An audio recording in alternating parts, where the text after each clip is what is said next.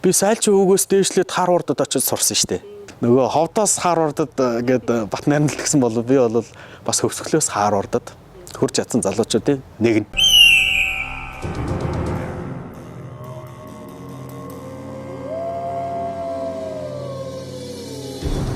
За намайг Шагдар Сүрэнгийн Отгон Үлзий гэдэг. За би програм хангамжийн инженер. Тэгээ олон нийтийн бодлогын чиглэлээр одоо мастер хамгаалсан. Олон нийтийн бодлого судлаач тийм мэргэжилтэй хүн байгаа.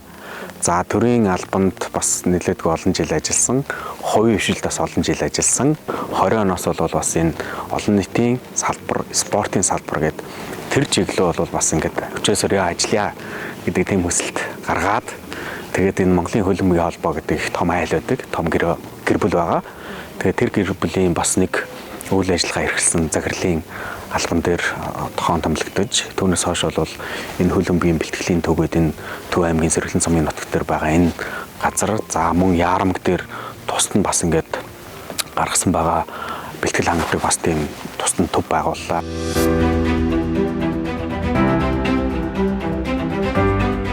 Нийтдээ энэ хашаан дотор бол бүх төслүүд энэ ойдлын эрдом энэ барилга байгууламжууд талбай нийлээд ингээд яг өнөөдрийн байдлаар 8.8 тэрбум төгрөгийг Монгол мөнгөөр тэрбум төгрөгийн хөрөнгө оруулалт буцалгүй тусламжаар бол орж ирж чадсан байх жишээ. За бид нар одоо ингээд эрдом гээд агаараар хийлдэг байгууламж дээр орж ирсэн байна.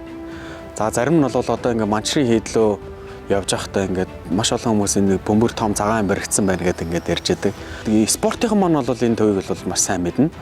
FIFA гэдэг олон улсын хөлбөмбөгийн холбооны про буюу мэргэжлийн ангиллын 2 дугаар түвшний тийм сертификаттай тийм талбай байгаа гэсэн үг. Тэгэхээр энд бүс нутгийн бүр одоо нэг Месси Роналдо дээр бол арай тоглох боломжтой биш. Тэрний доод зэрэглэх лигүүд, олон улсын нөхөрсөг тоглолтууд, олон улсын тоглолтууд хийхэд бол бүрэн боломжтой гэсэн үг. 120 метрийн урттай, өргөн нь бол 80, өндөр нь бол 27.5 метр. Тэгээд энэ бүх одоо байгууламжтад бол нэг ч юм баг нь ашиглагдаагүй. Тэгэхээр бүгдийг ингээд агаараар өвөл зөнгөө өдөр шөнөгүй ингээд хийлж яадаг тийм байгууламж гэсэн үг. Одоо ингээд бичлэг хийж хахад орой хийж штэ.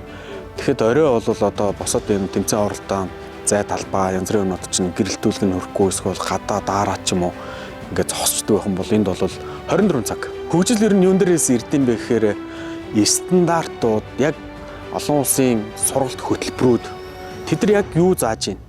Тэд нар яг ямар орчинд бэлтгэл хийж байна? Юу идэж байна? Яаж амарч байна гэдэг тэр стандарт руу бид нар орж чадчихж тэдэртээ өрсөлдөж байгаа. Ирээдүйд энэний цаатал руу одоо бүр улам том гадна талын талбай одоо гүйлтийн зам спорт комплекс болох юм.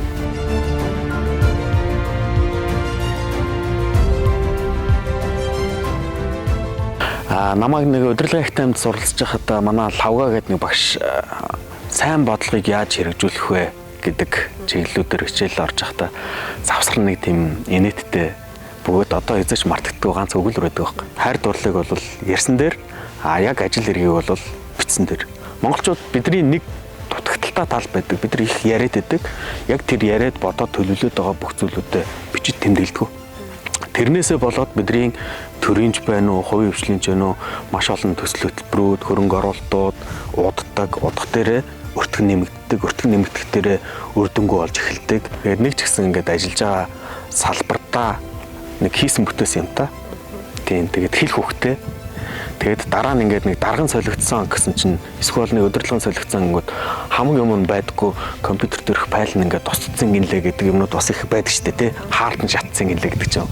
Тийм биш би бол яг тэр хийсэн одоо төлөвлөсөн, зурсан, хийлгсэн бүх зураг төлөвлөгөөнүүд бол бүгдийг нь одоо ингээд 1% нь цахимаар, 1% нь бол цаасаар, 1% нь бүр ингээд тэр архивын газар ингээд хадгалуулдаг шүү дээ.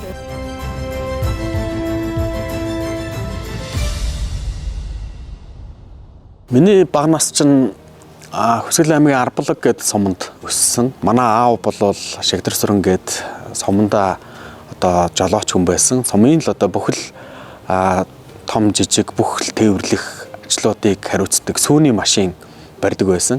Өглөө аавтайгаа өглөө 4 цагт босоод ферм руу явдаг. Манайх чинь бас сарлаг өхөртэй. Тэгээд ээж маань олон үнээс аадаг байсан. Зарим үедээ ингээд нөгөө сүү цайлын цаг гээл ингээл ажил амьдрал ихтэй штэ. Тэгээд сүүгээ хүрээ өрөө сааж сурсан ээж маань зааж өгöd. Манай ээжийг бол Чимбат гэдэг би бохронтой бол учирсан. Дээдлийн ах маань эрүүл мэндийн шалтгаанаар бөөрөө солиулах тийм асуудал үүссэн. Тэгэхэд миний ээж бол одоо өөрийнхөө нэг бөөрийг одоо хүүдээ өгсөн. Тэгээ ах маань бол одоо амьд руу ингээд ажил төрлөө хийгээд амьдраад ингээд сайхан 2 хүүхэдтэй болсон ингээд явж байгаа чишээд. Тэгээд ээжтэй бол байнга ингээд баярлж явдсан шүү дээ.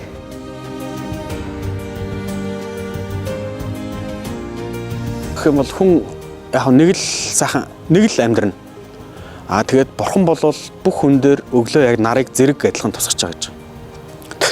Тэгээд тэр нарыг тусж байгаа мөртлөө бүгд нар тусж ийн гэдгийг мэдэн мөртлөө бүгд өөр өөр амьдраад байгаа. Тэгэхээр энэ зүйл бол бас өөрчлөгдөж, шинжлэгдэж чанаргүй амьдарч байгаа хүмүүсийн амьдрал нь чанартай болох хэвээр. Бидний амьдарч байгаа нийгэм стандарт нь нэмэгдэх хэвээр. Тэгжээж бид нийтээрээ нийгмээрээ сайхан амьдрах хэвээр. Тэгэхээр би ийм зүйлийг өөрчлөх чиглэлээр өөрийгөө багцгсан, босруулсан. Би бол өөрийгөө ингээд хоёр талаараа хүн ер нь өөрийгөө бэлтгэх хэрэгтэй гэж боддتي. Зөвхөн миний л бодол. Онгоцоор зүрлдэг. Онгоцны нэг даалгавч нь бол эдийн засгтай байх хэрэгтэй. Нөгөө даалгавч нь боловсралтай байх хэрэгтэй. Энэ хоёрыг зэрэг сайн хөгжүүлэх юм бол тэр онгоц наран ургах зүгээс наран шинэх зүг хүрч чадна. Айл нэг нь доголдох юм бол боловсрал нь доголдох юм бол эдийн засгийн төрөөд ингээд нөө онгоц нь чиглээ алдаад ингээд тойрч.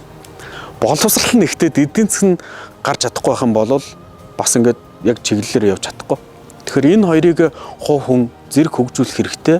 Тэгэх юм бол таны асууж байгаа асуултанд хүн бүхэн аз жаргалтайгаар хүрч чадна.